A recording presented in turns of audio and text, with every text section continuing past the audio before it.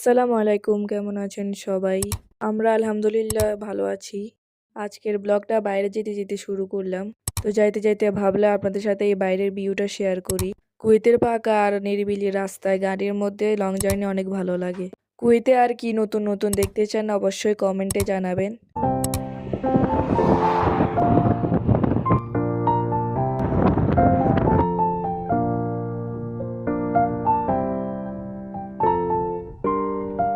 তো যুদ্ধ স্থগিত হওয়ার জন্য আমরা টেনশনে ঘুরতেছি।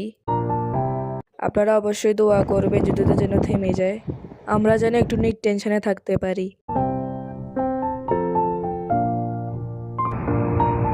তো আমরা প্রায় কুয়েত সিটিতে চলে এসেছি। এটা হচ্ছে কুয়েতের বড় টাওয়ার আর সাথেই সাগর পাড়।